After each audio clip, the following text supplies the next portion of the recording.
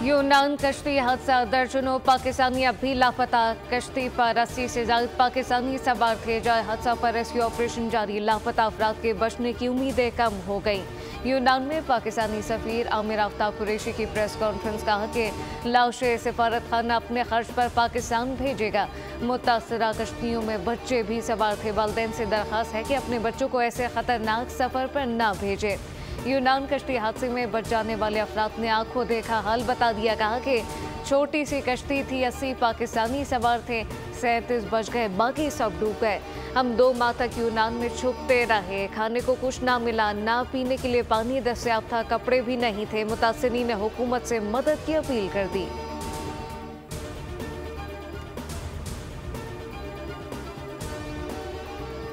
मदारिस bill अब कानून बन चुका। गैजेट नोटिफिकेशन जारी किया जाए। इत्तेहादी तंजीमात मदारिस का मुतालबा। अहम इजलास के बाद मौलाना फजलुर रहमान ने कहा कि मदारिस बिल में तनाज़े वाली कोई बात नहीं, अपने मौक़िफ़ पर कायम है जो आइन और कानून के ताबे है। दबाव से बात नहीं मनवाना चाहते। आसिफ अली जरदारी से कोई झगड़ा नहीं, ये समझते हैं कि इनका वास्ता अनपढ़ लोगों से पड़ गया। मुफ्ती मुनीबुर रहमान ने कहा कि सदर ने मियाद गुजरने के बाद नए एतराज़ात लगाए। आलमी सूरत हाल से वाकिफ हैं, नहीं चाहते कि पाकिस्तान के लिए मसाइल पैदा हों।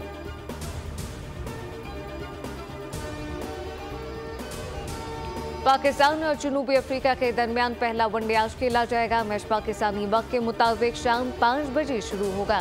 सीरीज की ट्रॉफी के हमरा दोनों कप्तान ने खुसूसी सेशन किया। पाकिस्तानी क्रिकेटर के फोटोशूट ने भी खूब रंग जमाया। तमाम खिलाड़ियों ने कैमरे के सामने भरपूर परफॉर्मेंस दी।